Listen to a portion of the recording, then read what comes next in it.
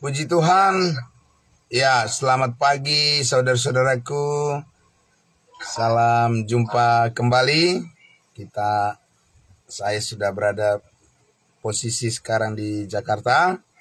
Terima kasih atas dukungan doanya dan juga segala sesuatu yang mendukung pelayanan kita, pemberitaan Injil Kristus di daerah Sumatera Utara. Ada banyak kesaksian, pengalaman yang bisa disampaikan. Di lain waktu saya akan sampaikan kepada Bapak Ibu Saudaraku pada saat-saat di mana kita mengadakan pertemuan ibadah umum ya. Puji Tuhan. Namun pagi ini, saudara-saudaraku, salam sehat untuk kita semuanya. Terima kasih, puji Tuhan, untuk semangat yang terus terjaga untuk menghadirkan diri kita dalam ibadah saat teduh kita di hari Senin ini, tanggal 8 Juli 2024. Nah, Bapak Ibu Saudaraku yang dikasihi Tuhan Yesus, marilah kita berdoa untuk kita mempersiapkan hati menyambut kebenaran firman Tuhan. Mari kita berdoa. Bapa di dalam surga, terima kasih Tuhan Yesus. Seperti pujian yang sudah kami nyanyikan bersama, kami ingin mempersembahkan tubuh yang telah Engkau tebus dengan lunas dibayar oleh kuasa darah Kristus untuk melayani-Mu Tuhan, memuliakan-Mu ya Bapa.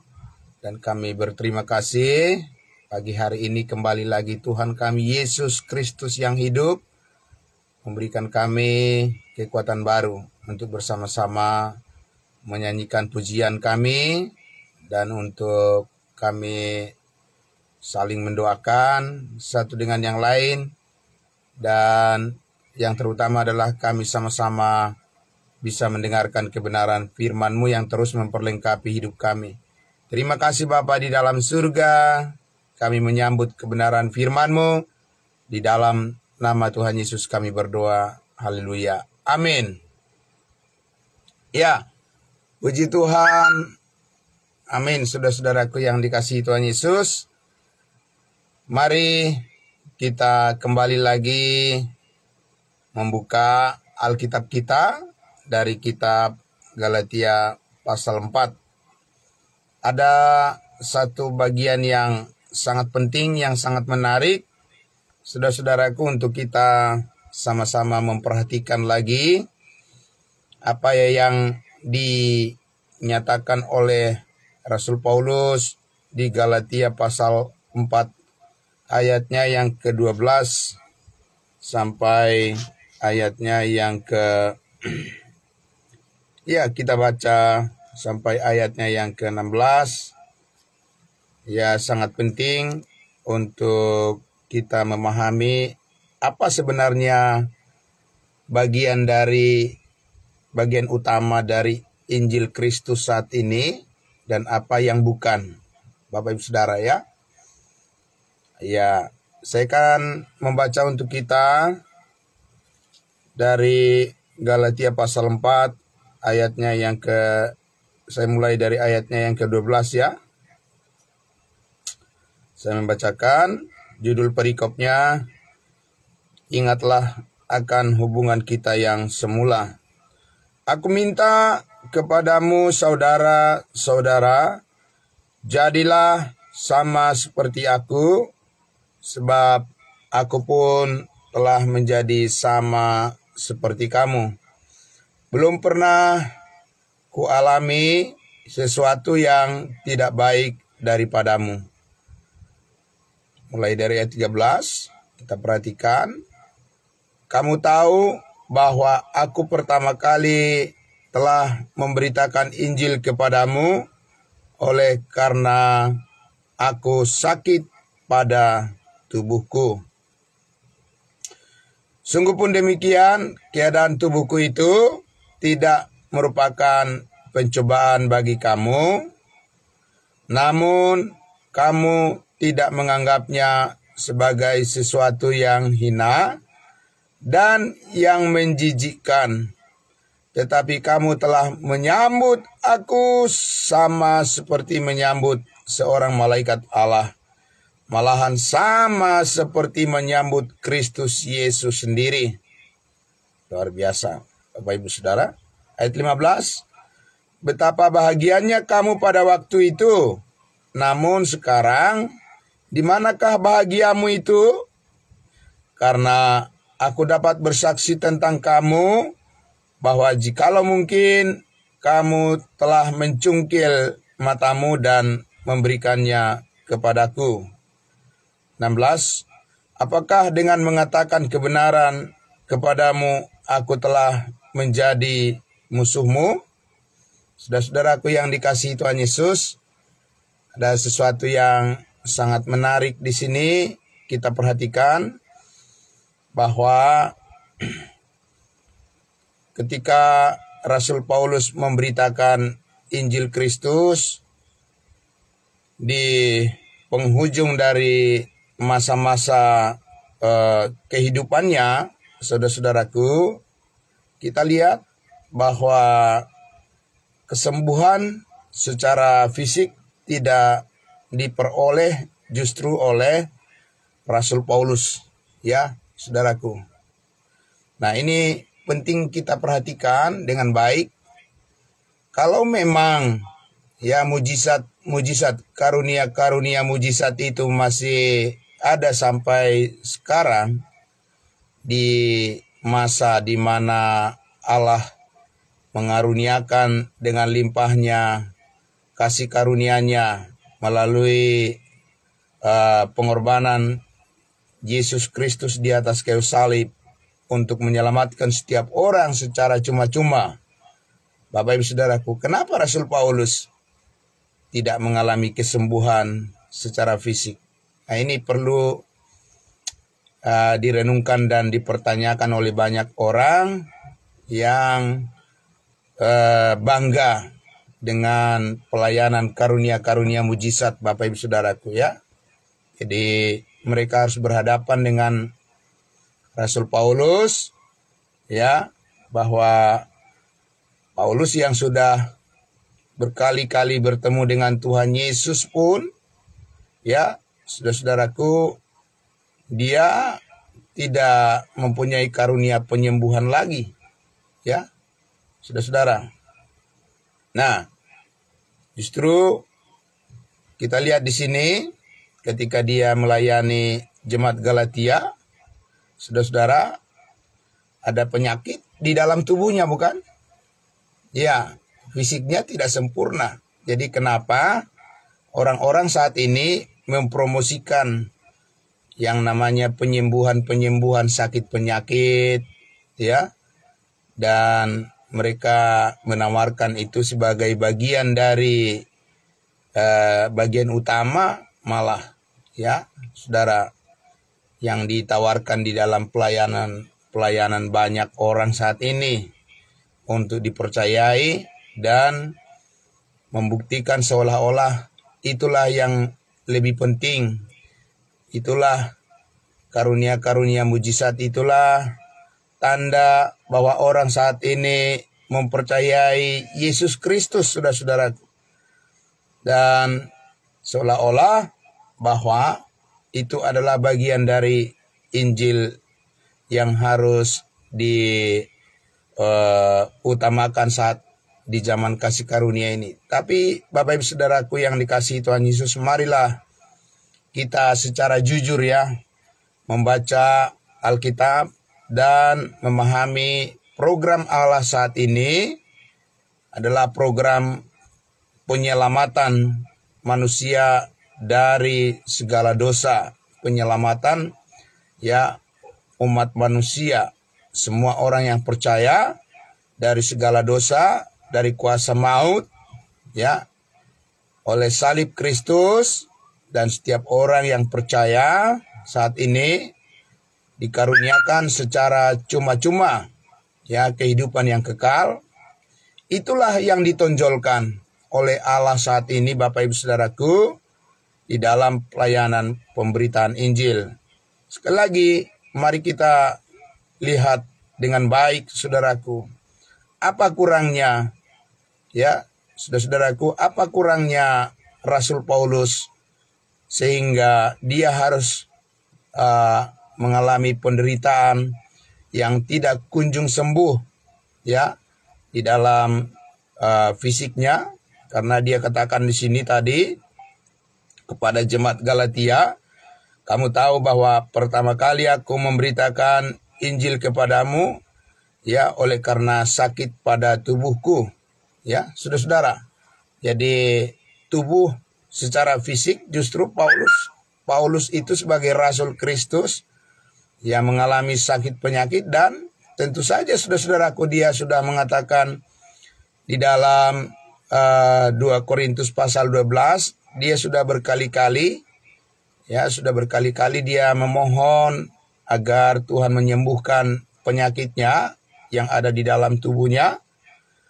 Tapi Tuhan, Bapak Ibu Saudaraku, mengatakan, cukuplah kasih karuniaku bagimu. Sehingga kemanapun Rasul Paulus memberitakan Injil termasuk kepada jemaat Galatia ini, secara fisik dia ada kelemahan, saudara-saudara.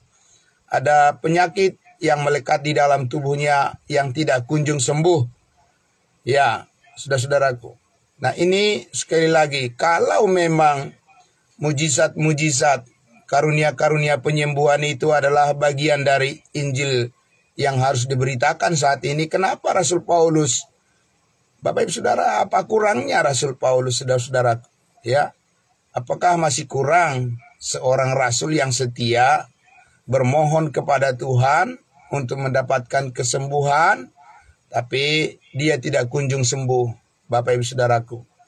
Ya, saudaraku yang dikasihi Tuhan Yesus, tentu saja di sini ada maksud yang sangat besar, yang maksud yang sangat mulia dari Tuhan Yesus untuk menunjukkan bahwa fokus daripada perhatian dalam pemberitaan, fokus dalam dan perhatian dalam pelayanan Rasul Paulus dan juga kita tentunya sekarang ini bukanlah pada karunia-karunia penyembuhan, saudara-saudaraku, ya. Karena saudaraku yang dikasihi Tuhan Yesus, saat ini sekali lagi penyembuhan yang Allah inginkan adalah penyembuhan secara rohani, di mana setiap orang yang percaya kepada penebusan segala dosa oleh Yesus Kristus karena pengorbanannya yang sempurna telah menggantikan kita yang berdosa supaya kita dibebaskan dari hukuman dosa dan maut, dan kita pasti memperoleh hidup yang kekal satu kali untuk selama-lamanya. Kuasa itulah yang paling penting untuk dikumandangkan dan diberitakan kepada semua orang. Jadi bukan hal-hal fisik, Bapak Ibu Saudaraku, ya. Karena kalau hal-hal fisik kita sudah lihat, saudaraku, Paulus katakan di ayat 14, sungguh pun demikian keadaan tubuhku itu yang merupakan pencobaan bagi kamu, namun kamu tidak menganggapnya sebagai sesuatu yang hina dan yang menjijikkan. Ya, saudaraku. Jadi ini penampilan secara fisik Rasul Paulus itu, sudah saudaraku, tidak meyakinkan sebagai pembawa berita dari Tuhan. Ya, tidak begitu meyakinkan, tidak seperti sosok seorang yang sempurna secara fisik, Bapak Ibu Saudaraku. Karena Rasul Paulus ingin semua orang bukan melihat pada dirinya, bukan melihat pada penampilannya, dan bukan melihat pada fasilitas-fasilitas yang ada padanya.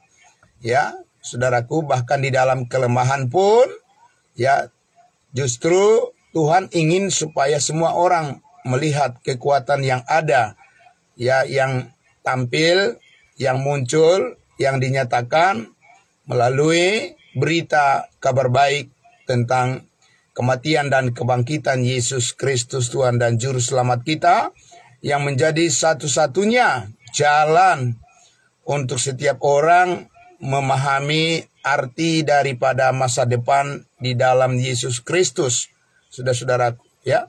Nah, saudaraku yang dikasihi Tuhan Yesus, saya ingin mengajak kita untuk merenungkan pada pagi hari ini, ya, karena saya memberikan tema firman Tuhan pagi hari ini, di mana sapu tangan Rasul Paulus.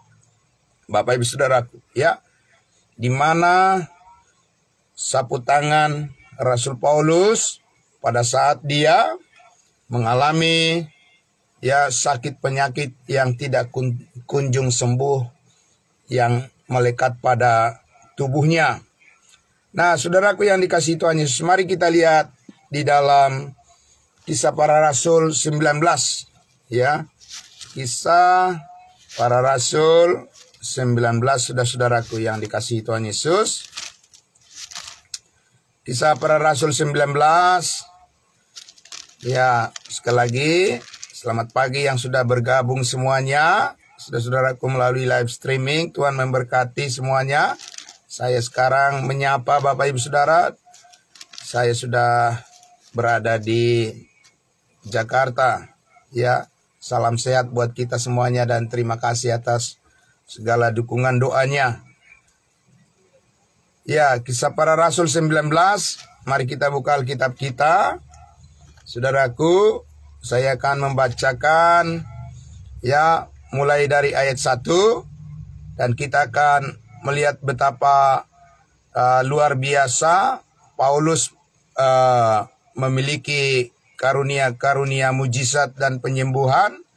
Bahkan sapu tangannya, kain yang pernah dipakai oleh Rasul Paulus, ya, saudara-saudaraku, bisa menyembuhkan banyak penyakit, macam-macam penyakit, dan bahkan mengusir setan-setan. Tapi kita bertanya, sekarang kuasa penyembuhan itu, ya, ada di mana Bapak Ibu Saudaraku, ya. Saya akan membacakan dari ayat 1, ya, Kisah Para Rasul 19. Ya, saudara-saudara bisa mendengarkan semuanya.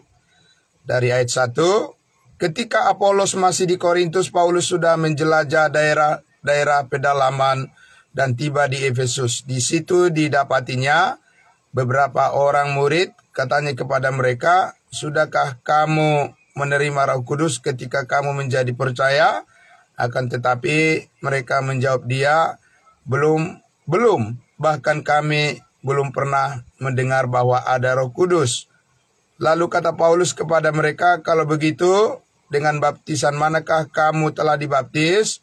Jawab mereka, dengan baptisan Yohanes. Kata Paulus, baptisan Yohanes adalah baptisan orang yang telah bertobat. Dan ia berkata kepada orang banyak bahwa mereka harus percaya kepada dia yang datang kemudian daripadanya, yaitu Yesus.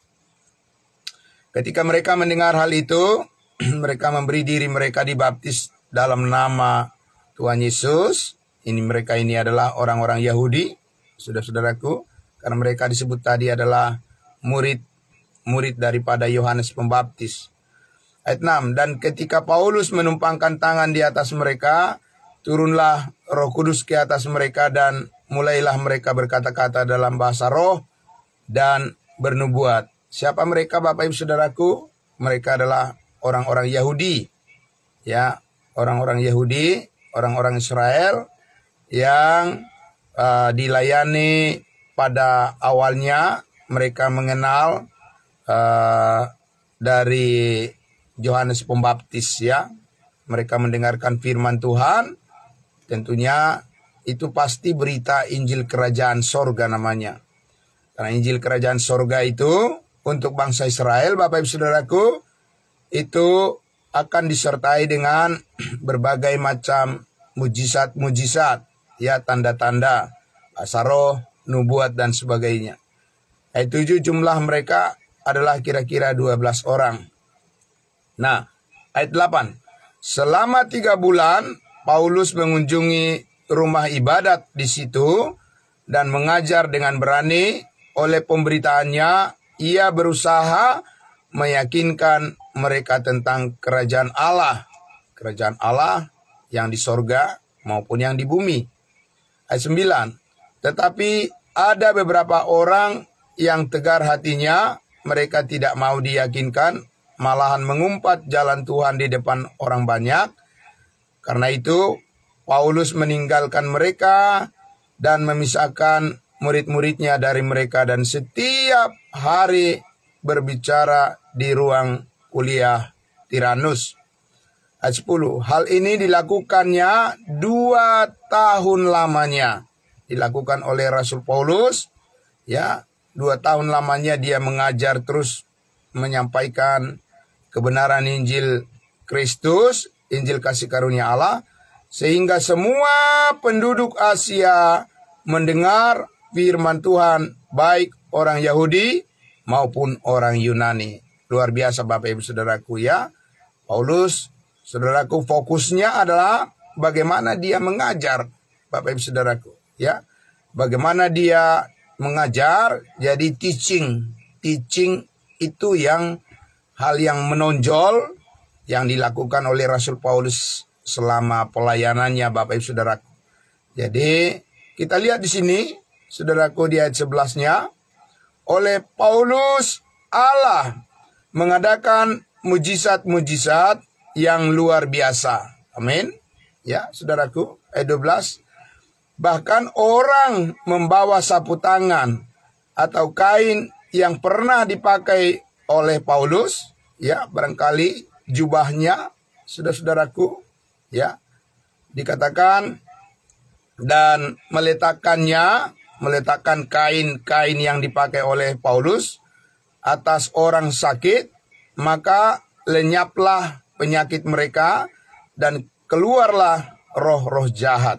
Dengan sapu tangan yang bekas dipakai oleh Rasul Paulus, ya, Bapak Ibu Saudaraku, kalau ada orang yang sakit, ya, yang dirasuk oleh roh-roh jahat, dikatakan mereka semuanya sembuh ya. Ya, bayangkan Bapak Ibu Saudara kalau kita mendapatkan itu sekarang ini ya.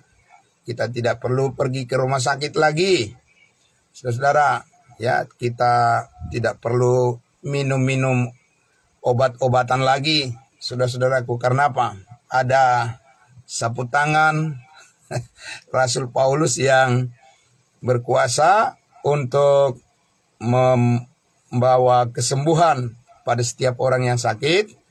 Dan kalau ada orang yang dirasuk setan, saudara-saudaraku ya, orang-orang gila, semua katakan begitu, ya, ODGJ dengan gangguan jiwa, saudara-saudaraku, dikatakan dengan pakaian yang dipakai oleh Rasul Paulus, ya, semua mereka bisa disembuhkan. Saudara-saudaraku yang dikasihi Tuhan Yesus, ini sesuatu yang sangat menarik, ya. Lalu kenapa?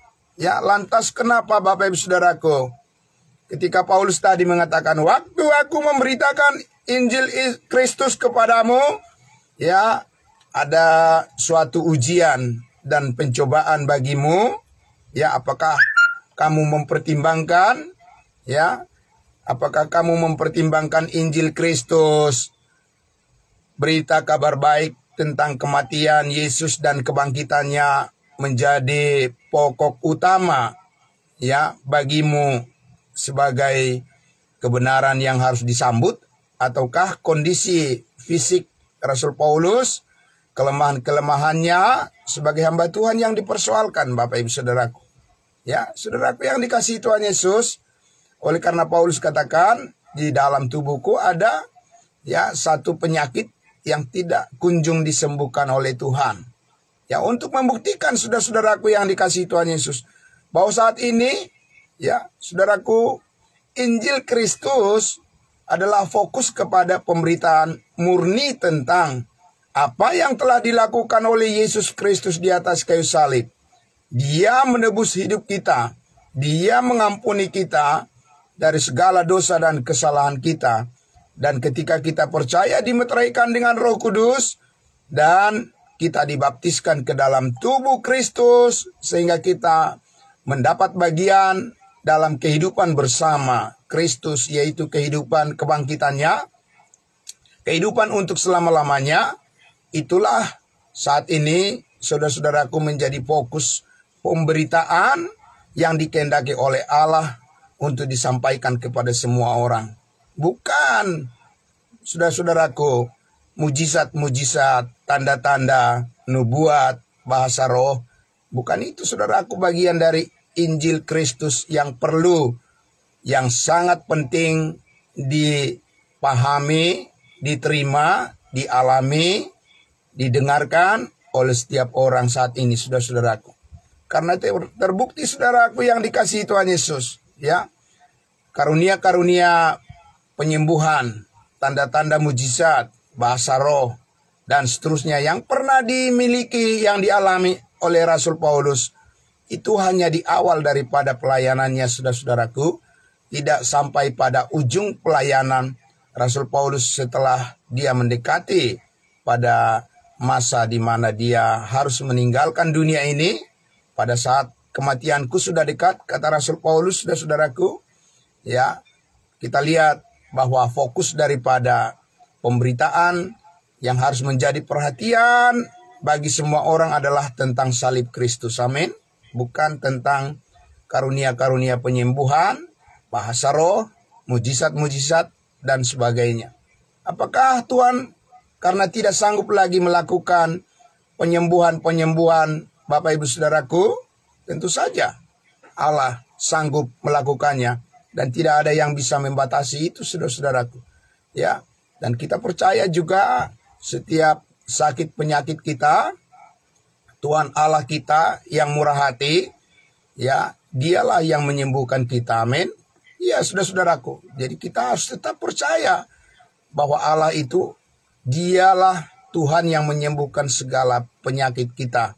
Tetapi saudaraku yang dikasihi Tuhan Yesus, kita harus ya berpikir seperti ya logika yang ada pada pikiran Kristus yang nyata saat ini menurut kasih karunia-Nya, bahwa kita bukan menilai kebaikan Kristus saat ini hanya dari hal-hal kesembuhan sakit penyakit kita, Bapak Ibu Saudaraku, ya.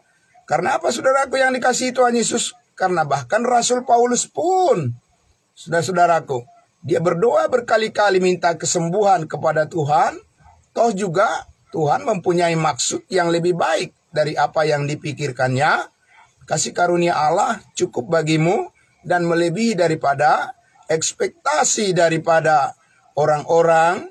Ya, saat ini Bapak Ibu Saudaraku, apa yang dilakukan oleh Yesus Kristus jauh lebih berharga, jauh lebih bermanfaat, dan jauh, saudaraku, lebih berkuasa untuk meyakinkan kita bahwa kebaikan Tuhan itu tidak semata-mata hanya dilihat dari hal-hal yang bersifat sementara. Karena apa, Bapak Ibu Saudaraku yang dikasihi Tuhan Yesus?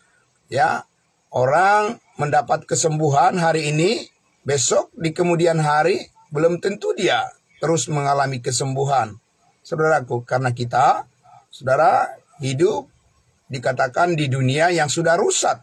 Ya, jadi resiko-resiko secara fisik, resiko-resiko secara jasmani, resiko-resiko secara alamiah, kita mengalami itu ketika kita masih ada di dunia ini, saudara-saudaraku. Berhubung karena kita masih hidup di dalam tubuh yang sementara ini. Tapi saudara-saudaraku yang dikasihi Tuhan Yesus, adalah satu pengharapan yang sangat mulia ketika kita mengetahui bahwa suatu saat ya Tuhan Yesus akan datang untuk menggantikan tubuh kita yang lama ini dengan tubuh yang baru, menjadi serupa dengan tubuhnya yang mulia. Amin. Yang kuat, ya, yang tidak mempunyai kelemahan-kelemahan lagi seperti yang kita alami saat ini, yang tidak mengalami penuaan, tetapi ya tubuh kebangkitan yang kita miliki suatu saat persis ya seperti serupa dengan tubuh Kristus, tubuh kebangkitannya, tubuh yang mulia, dan itu adalah merupakan pengharapan kita yang terbesar sehingga saudara dan saya tetap tabah dan kita sabar dan kita tetap bersyukur sekalipun kita mengalami kondisi-kondisi fisik yang lemah di dunia yang sementara ini, tapi kita tidak akan menyalahkan Tuhan. Ya, kita tidak akan mengatakan sesuatu yang negatif ya kepada Tuhan, tapi kita tetap bersyukur kepadanya. Kita diberikan kekuatan, kita diberikan panjang umur supaya kita mendapat kesempatan untuk melayani Tuhan. Amin. Jadi Bapak Ibu Saudaraku yang dikasihi Tuhan Yesus, sekali lagi ya, saya mengajak kita sedikit lagi. Bapak Ibu Saudaraku, saya mengajak kita untuk melihat di dalam Filipi pasal 3. Ya, Filipi pasal 3. Saudaraku yang dikasihi Tuhan Yesus, mari kita buka Alkitab kita Filipi pasal 3. Ya. Filipi pasal 2 maksud saya. Filipi pasal 2. Ya, kita akan melihat di sini bahwa teman sepelayanan Rasul Paulus pun yang bersama-sama dengan dia ketika mengalami sakit penyakit secara fisik, Paulus tidak mempunyai karunia-karunia penyembuhan lagi, saudara-saudara. Seperti yang tadi kita lihat di Kisah Para Rasul 19, ya. Jangankan doa dan perkataan-perkataan daripada Rasul Paulus, ya, pakaian yang pernah dipakaikannya seperti sapu tangan, itu pun dapat menyembuhkan orang-orang yang sakit ketika Tuhan masih mengizinkan, memberikan kepadanya karunia penyembuhan. Tetapi saudara-saudaraku yang dikasihi Tuhan Yesus, Tuhan mau supaya kita menjadi lebih dewasa dalam beriman kepada Tuhan Yesus ini, bahwa kita harus bergantung pada kasih karunia-Nya, karena hidup kita bukan karena melihat, tetapi kita hidup oleh karena kita percaya. Ya, saudara. Nah, kita lihat di dalam Filipi pasal 2, saya akan membacakan saya baca dari ayatnya yang ke-19. Timotius dan Epaphroditus atau Epapras, ya. Ayat 19.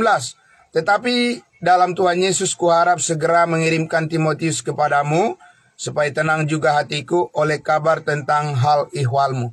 Karena tak ada seorang padaku yang sehati dan sepikir dengan aku, dan yang begitu bersungguh-sungguh memperhatikan kepentinganmu. Sebab semuanya mencari kepentingannya sendiri, bukan kepentingan Kristus Yesus. Kamu tahu bahwa kesetiaannya telah teruji, dan bahwa ia telah menolong aku dalam pelayanan Injil, sama seperti seorang anak menolong bapaknya. Dialah yang kuharap untuk kukirimkan dengan segera, sesudah jelas bagiku bagaimana jalannya perkaraku. Karena dia sedang ada di penjara di Roma ketika dia menuliskan kitab surat Filipi ini, Bapak Ibu Saudaraku. Nah, kita lihat di ayatnya yang ke-24. Tetapi dalam Tuhan aku percaya bahwa aku sendiri pun akan segera datang. Sementara itu kuanggap perlu mengirimkan Epaphroditus kepadamu, yaitu saudaraku dan teman sekerja, serta teman seperjuanganku, yang kamu utus untuk melayani aku dalam keperluanku. Karena ia sangat rindu kepada kamu sekalian, dan susah juga hatinya, sebab kamu mendengar bahwa ia sakit. Jadi saudara-saudaraku yang dikasihi Tuhan Yesus, ya, kita lihat di sini, ya, di ayat 27, memang benar ia sakit dan nyaris mati, tetapi Allah mengasihani dia, dan bukan hanya dia saja, melainkan aku juga, supaya duka citaku jangan bertambah-tambah. Saudara-saudaraku yang dikasihi Tuhan Yesus, ya, kita lihat di situ teman-teman sepelayanan Rasul Paulus pun seperti Epaphroditus, Timotius, mereka juga mengalami sakit penyakit, ya, dan bahkan yang bisa mengancam nyawa mereka, ya, penyakit yang sangat berat, Bapak Ibu Saudaraku. Tapi Rasul Paulus tidak mempunyai karunia penyembuhan lagi untuk teman-temannya, ya, seperjalanan teman-temannya sepelayanan, anggota tim pelayanannya, Bapak Ibu Saudaraku yang dikasihi Tuhan Yesus. Jadi saudaraku, ya, sekali lagi, kalau memang, saya akan ulang sekali lagi, kalau memang, ya, pelayanan karunia-karunia mujizat penyembuhan-penyembuhan itu adalah bagian daripada pemberitaan Injil yang meyakinkan setiap orang tentang kasih karunia Tuhan saat ini, kenapa tidak ada lagi pada Rasul Paulus hal semacam itu, Bapak Ibu Saudaraku, di akhir daripada pelayanannya? Jadi saudara-saudaraku yang dikasihi Tuhan Yesus, ya, jawabannya adalah karena saudara-saudaraku, saat ini Allah ya menginginkan, Allah menghendaki supaya fokus daripada pusat daripada perhatian semua orang bukanlah pada hal-hal yang terlihat. Ya, sekali lagi Paulus mengatakan karena kita hidup bukan karena melihat, tapi kita hidup karena percaya. Ya, kita tidak melihat Tuhan Yesus disalibkan, tapi kita percaya karena firman Allah mengatakannya. Kita tidak melihat Yesus bangkit pada hari yang ketiga dari antara orang mati, tapi kita sangat percaya ya bahwa itu adalah kebenaran yang sesungguhnya karena hal itu terdapat di dalam firman Tuhan. Ya, kita tidak melihat Yesus bangkit dari antara orang mati dan kita tidak melihat Yesus naik ke surga, dan bahkan saat ini kita tidak melihat rupa Yesus secara fisik, Bapak Ibu Saudaraku. Ya, tidak ada yang dibenarkan upaya-upaya untuk menggambarkan Yesus saat ini secara fisik, saudaraku. Ya, tetapi kita tetap percaya, kita yakin bahwa Yesus hidup, amin. Dia adalah Tuhan dan Juru Selamat kita, dan Dia akan datang menjemput kita di awan-awan, dan tubuh kita yang lama ini akan digantikan dengan tubuh yang baru, yang kuat, yang tidak mengalami kelemahan, yang tidak mengalami penurunan semangat, ya, yang tidak ada sakit penyakit lagi. Saudaraku yang dikasihi Tuhan Yesus, kita tetap percaya bahwa itu adalah kebenaran yang nyata di dalam Yesus Kristus. Pengharapan yang tidak akan pernah pudar, ya Bapak Ibu Saudaraku, karena semuanya ada tertulis di dalam firman Allah, yaitu Alkitab yang kita miliki bersama, amin. Jadi saudaraku yang dikasihi Tuhan Yesus, sesudah Alkitab ya secara sempurna dibukukan ya dari Kejadian sampai Wahyu, saudara-saudaraku, maka sekarang Allah mau agar kita semua orang menjadikan Alkitab ini adalah sumber satu-satunya, sumber informasi yang mutlak, yang absolut untuk memahami kehendak Allah, saudaraku yang dikasihi Tuhan Yesus. Karena itu adalah cara Roh Kudus untuk menuntun hidup kita, agar kita mengerti pengharapan yang kita miliki saat ini di dalam Yesus Kristus adalah pengharapan yang nyata dan yang sungguh-sungguh nyata. Dan pengharapan kita di dalam Kristus itu bukan pengharapan yang mudah-mudahan, Bapak Ibu Saudaraku. Amin. Iya, saudara. Kalau penyembuhan-penyembuhan, saudaraku, karunia-karunia penyembuhan-penyembuhan, mujizat-mujizat itu masih mudah-mudahan. Ya, semoga-semoga. Ya, bahkan Bapak Ibu Saudaraku, ada orang-orang yang menyalahkan orang yang minta disembuhkan. Kalau tidak sembuh katanya mereka tidak beriman. Ya, saudaraku yang dikasihi Tuhan Yesus, itu bukan sumber pernyataan yang berasal dari firman Allah. Karena firman Allah itu mutlak. Kalau memang, jika memang Allah saat ini masih menggunakan media, ya, cara untuk meyakinkan orang saat ini melalui penyembuhan sakit penyakit, Bapak Ibu Saudaraku, ya, di mana mereka yang mengklaim bahwa mereka mempunyai karunia-karunia penyembuhan, di mana mereka ketika COVID-19 melanda dunia dan begitu banyak orang yang meninggal dengan sia-sia, Bapak Ibu Saudaraku.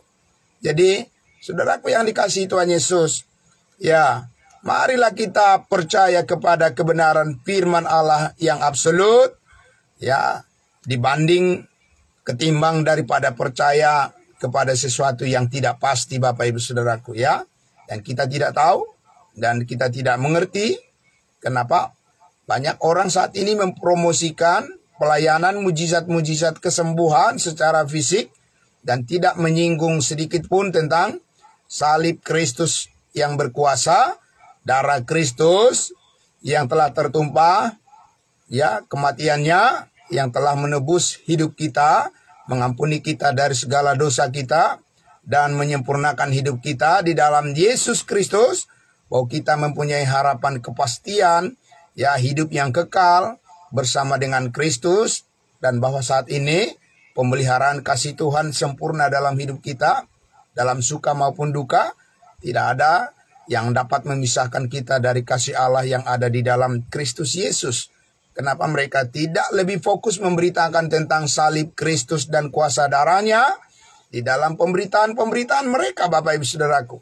Jadi saudaraku yang dikasihi Tuhan Yesus, ya, semakin kita mendalami kebenaran kasih karunia Allah yang disampaikan oleh Rasul Paulus melalui kitab Galatia, maka pikiran kita akan terus dijernihkan dan kita akan terus dituntun untuk memahami sebenarnya apa yang dikehendaki oleh Allah saat ini, ya, untuk kita beritakan, kita sampaikan, kita saksikan, supaya kita tidak jatuh pada rupa-rupa keinginan daging, membenarkan diri sendiri, dan mengalihkan perhatian orang dari tujuan yang sebenarnya, tujuan daripada Allah yang hidup, kepada tujuan pribadi atau kelompok tertentu. Jadi saudaraku yang dikasihi Tuhan Yesus, marilah kita bersyukur kepada Tuhan kita Yesus Kristus, saudaraku, karena saat ini kita mempunyai firman Allah, kita mempunyai Alkitab yang sempurna, yang menjadi sumber informasi yang paling akurat dari semua sumber informasi tentang masa depan kehidupan kita di dalam Yesus Kristus. Amin. Ya, saudaraku yang dikasihi Tuhan Yesus, ya, jadi tetap sesibuk apapun, sepadat apapun, ya Bapak Ibu Saudaraku, ya, sebanyak apapun pergumulan kita, saudaraku, tetaplah gunakan waktunya, bagi waktunya untuk membaca kebenaran firman Tuhan, membaca Alkitab kita. Amin. Karena disitulah kehidupan kita, kehidupan rohani kita bersatu dengan Yesus Kristus dan bersatu dengan Roh Kudus. Dan Roh Kudus, ya, selalu mengambil kebenaran firman yang kita percayai itu untuk meneguhkan hati kita bahwa di dalam Yesus Kristus apapun yang kita lakukan, saudara-saudaraku, ada penyertaan Tuhan di sana. Amin. Jadi saudara-saudaraku yang dikasihi Tuhan Yesus, mari kita senantiasa mengucap syukur kepada Tuhan kita Yesus Kristus yang sangat luar biasa. Ya, jangan pernah kendor semangatnya, saudara-saudaraku. Ya, tetaplah percaya bahwa penyertaan kasih Tuhan, ya, di dalam kehidupan kita, Dia tidak pernah meninggalkan kita. Dalam keadaan sakit pun ada penyertaan kasih Tuhan. Ya, Tuhan tidak menghukum kita kalau kita mengalami sakit penyakit. Itu semata-mata karena kita hidup di dalam dunia yang sudah rusak, Bapak Ibu Saudaraku.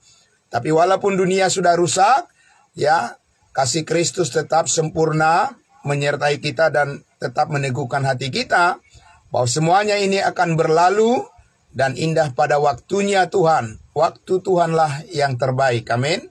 Dan kita tetap tabah seperti yang dikatakan Rasul Paulus, karena kasih Kristus yang menguasai hati kita semuanya. Saudara-saudaraku yang dikasihi Tuhan Yesus, ya, banyak hal yang mau kita bicarakan lagi, ya, seturut dengan firman Tuhan yang sudah kita dengarkan bersama ini. Tapi untuk pagi hari ini kita cukupkan dulu. Saudara-saudaraku, sekali lagi, saya di posisi saat ini sudah sampai di Jakarta dari Sumatera Utara, dari Medan. Dan terima kasih untuk semuanya, dukungan doa dari Bapak Ibu Saudara semuanya. Ya, saya sangat bersyukur semua apa yang saudara berikan di dalam mendukung pelayanan kita untuk menjangkau jiwa-jiwa. Terima kasih, Tuhan Yesus membalaskan berlipat kali ganda pada Bapak Ibu Saudara sekalian. Jadi tetap semangat saudaraku, selamat pagi, selamat beraktivitas, kita akan berjumpa lagi besok pagi. Ya, semua yang kita lakukan hari ini Tuhan yang membuat berhasil semuanya. Dan biarlah segala sesuatu menjadi ucapan syukur kita kepadanya. Karena Tuhan kita sangat baik kepada kita, memberikan sangat banyak kepada kita berkat-berkatnya. Mari kita berdoa. Bapa dalam surga, terima kasih Tuhan Yesus, Bapa yang baik.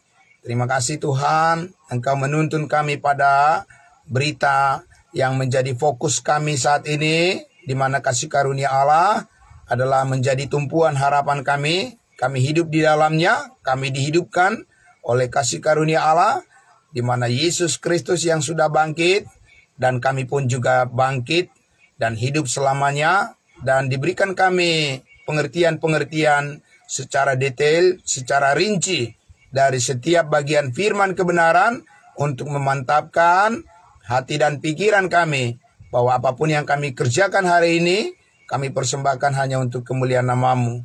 Kami percaya Engkau yang menyembuhkan segala sakit penyakit kami, dan kami percaya juga Engkau yang menyediakan apa yang kami perlukan, rezeki yang berlimpah dari Tuhan, dan segala kerinduan kami percaya Tuhan yang menuntun hati dan pikiran kami, supaya segala sesuatunya itu semua kami persembahkan hanya untuk kemuliaan nama-Mu. Engkaulah yang mengatur dan mengendalikan, mengontrol hidup kami, dan Roh Kuduslah yang memimpin kami kepada semua kehendak-Mu, agar kami bisa melihat terang segala sesuatu yang Kau nyatakan di dalam firman-Mu adalah kebenaran yang membangkitkan spirit kami, semangat kami untuk melakukan segala sesuatu dengan sungguh-sungguh seperti untuk Tuhan, dan bukan semata-mata untuk manusia. Terima kasih Bapa dalam surga, diberkati semua saudara-saudara kami yang sudah berkenan hadir, bergabung dalam ibadah saat teduh kami pagi hari ini.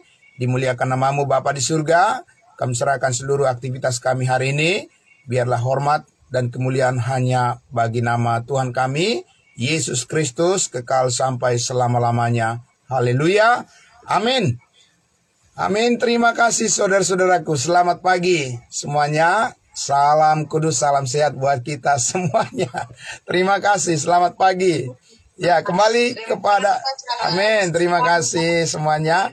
Kembali pada hambanya Bapak Pendeta Pardosi untuk melanjutkan ibadah kita selanjutnya. Ya, terima kasih. Ya, salam saudaraku. Ya.